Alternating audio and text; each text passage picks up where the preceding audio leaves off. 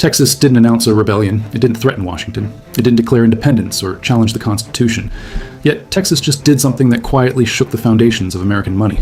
Not because it was loud, not because it was dramatic, but because it was calculated. Texas prepared for a future where trusting a single monetary system without a backup might be a mistake. And that is why this story matters. Welcome to Finance Historian. Before we get started, smash the like button and subscribe if you love financial deep dives. Comment your city and the time you're watching this. I want to see how global this community is. For most Americans, money has never felt fragile. The dollar isn't something you debate, it's something you assume. You earn it, save it, spend it, pay taxes in it, and build your entire life around it. The idea that there could be a meaningful alternative inside the United States has always sounded absurd. That psychological certainty is the real power of the dollar. Money doesn't work because it's printed. Money works because people believe there is no other choice. But belief isn't permanent, it's maintained. And when the cost of maintaining that belief rises, the smartest players don't panic. They prepare. The roots of Texas's decision don't begin in Austin. They begin years earlier, after the United States crossed into a completely different monetary era. In 2008, the global financial system nearly collapsed. Banks failed, credit froze, markets seized. And for the first time in modern history, the United States responded by creating money at a scale that would have been unthinkable just years earlier. Trillions of dollars were injected into the system. Balance sheets exploded. Emergency measures were justified as temporary necessities. And at first, it looked like genius. The system stabilized, banks survived, markets recovered. A depression was avoided. The message was clear. When things get bad enough, money can be created in unlimited quantities. That lesson never went away. Interest rates stayed near zero for years, then for more than a decade. Debt stopped being something to fear and became something to manage later. Asset prices surged. Borrowing became easier than discipline. And slowly, almost invisibly, the idea that money had limits faded from policy decisions. For a long time, the consequences were hidden. Then inflation came back, not as a dramatic collapse, not as hyperinflation, but as persistent erosion. Groceries cost more. Housing moved out of reach. Energy prices spiked. Wages lagged behind prices. The purchasing power Americans had taken for granted began slipping away month by month. At the same time, federal debt exploded past levels that once would have triggered panic. Interest payments alone began consuming enormous portions of the federal budget. The system still worked, but it was increasingly fragile. Fragile systems depend on one thing above all else: confidence. States never voted for this trajectory. States don't issue currency. States don't control interest rates. States don't decide how much debt the federal government takes on.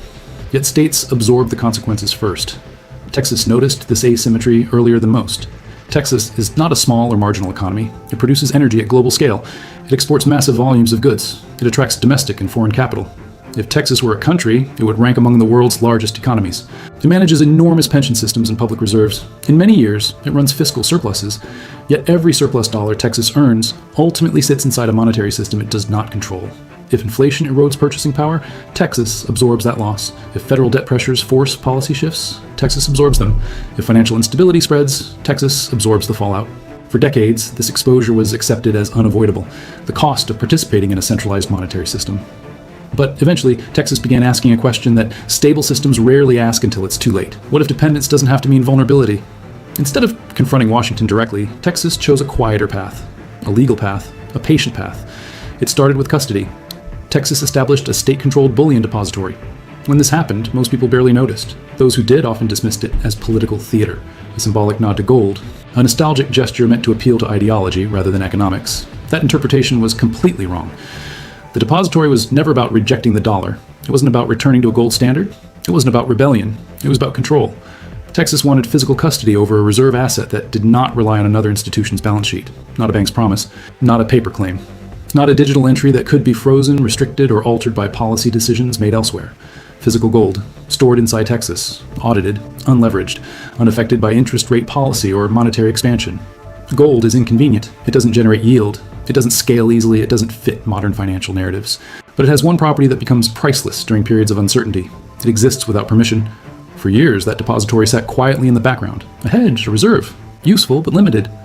Then Texas made the move that changed everything. Texas began building a digital settlement system directly connected to that physical gold, a mechanism that allows ownership of gold held in the depository to be represented electronically and transferred securely between parties. This is where most people misunderstand what Texas actually did. Texas did not print a new paper currency. Texas did not abolish the dollar. Texas did not tell businesses to stop using federal money. Texas created an alternative settlement rail, a parallel option, a backup. And backups are never built when people feel confident. They are built when people see risk. The system allows value to move without being converted into dollars at every step. It reduces reliance on traditional banking intermediaries, and it limits exposure to federal clearing infrastructure. That alone is enough to make Washington uneasy, because federal monetary power is not enforced through force. It's enforced through infrastructure, through the fact that nearly all meaningful financial activity eventually passes through systems overseen at the federal level. Banks, clearinghouses, payment networks, treasury markets. Texas demonstrated that this centralization has boundaries, and once boundaries are revealed, they can't be unseen. Now, here's the part that matters most. This is not secession economics. This is not rebellion disguised as finance. This is not a declaration of independence. Texas remains deeply integrated into the U.S. economy. Federal taxes are paid in dollars. Wages are paid in dollars. Contracts are denominated in dollars. The dollar remains dominant, but Texas is no longer operating under the assumption that the dollar must be the only reserve or settlement mechanism available. That distinction may sound small. It isn't. Because money systems don't collapse when alternatives appear. They weaken when confidence becomes optional. And once confidence becomes optional, behavior changes. Once confidence becomes optional, behavior starts changing long before headlines admit anything is wrong. That's the part Washington understands better than anyone. Because the real power of the federal monetary system isn't laws or speeches, it's coordination. It's the fact that states, banks, corporations, pension funds, and institutions all move through the same financial channels by default. Everyone uses the same rails because there has never been a credible, legal alternative inside the United States. Texas quietly broke that assumption, not by exiting the system, but by proving it could hedge the system from the inside. From Washington's point of view, that is deeply unsettling, because once a backup exists, even if it's rarely used, it changes how risk is evaluated, it changes how decisions are made, it changes how future crises are handled. Money systems don't fail when everyone runs at once. They weaken when decision makers start planning differently in advance. And Texas didn't just build infrastructure, it altered incentives. Think about what this means for the federal government. For decades, the United States has been moving toward deeper financial centralization. After 2008, banking regulations expanded. After repeated crises, compliance grew heavier. After geopolitical shocks, financial sanctions became routine. Access to the financial system increasingly became something that could be restricted, monitored, delayed, or conditioned under the logic of emergency powers. Most Americans don't feel this directly, but institutions do. When Russian central bank reserves were frozen after the invasion of Ukraine, it sent shockwaves through finance ministries and treasury departments worldwide. The lesson was brutal and clear. Reserves are only sovereign as long as they are politically aligned. That moment changed how governments think about money. Texas watched that happen. Now, Texas isn't worried about being sanctioned. That's not the point. The point is precedent. If financial access can be restricted internationally under emergency logic, it can be constrained domestically under similar logic when pressure rises. History shows that extraordinary measures never shrink. They expand. Texas didn't wait for that expansion to reach a breaking point. It prepared. By building a gold-backed settlement system, Texas created an internal mechanism that allows value to move without relying entirely on federal clearing rails. It gave itself optionality during stress, and optionality is leverage, not over Washington, but over uncertainty. This is why Washington hasn't reacted aggressively. If the federal government openly attacked Texas's system, it would legitimize the concern. If it blocked the system, it would confirm the fear it wants to suppress. If it ignored it completely, it risked normalization. So the response has been careful silence. Silence isn't dismissal. Silence is calculation, because once infrastructure exists, removing it becomes politically and legally difficult. The system is lawful. The justification is rational. And the logic behind it, risk management, is impossible to argue against without admitting fragility. And fragility is the one thing centralized systems never want to admit.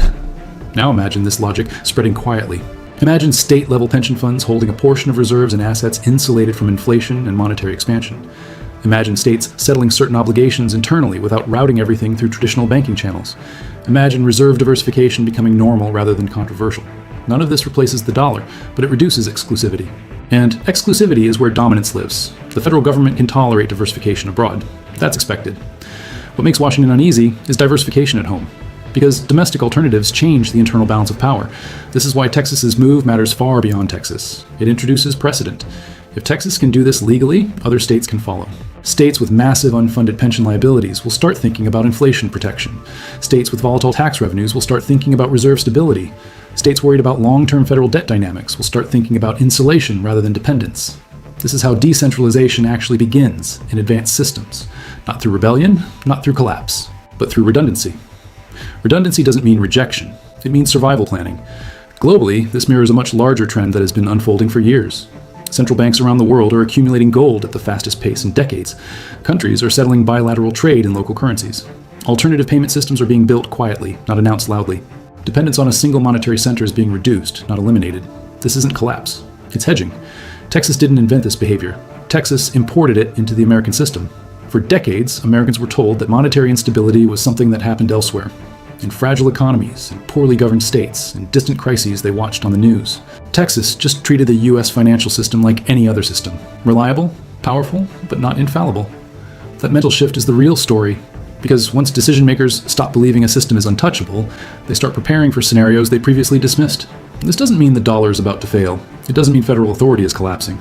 It doesn't mean chaos is imminent. Reserve currencies don't die suddenly. They erode slowly through diversification, optionality, and the gradual loss of unquestioned trust. The dollar can remain dominant for decades while no longer being the only pillar people rely on. And that's where the real change happens. Texas didn't attack the dollar. Texas didn't challenge federal supremacy. Texas didn't announce a revolution. Texas prepared. And preparation is always more destabilizing to centralized power than open defiance, because preparation signals foresight. It signals doubt. And doubt spreads quietly. Washington isn't nervous because Texas launched its own money. Washington is nervous because Texas proved that a US state can hedge the monetary system from the inside, legally, patiently, and effectively. Nothing collapsed, nothing broke, nothing exploded, but something shifted. And in financial history, shifts matter far more than shocks, because shocks scare people briefly, but shifts change behavior permanently. And behavior, once changed, rarely returns to what it was before.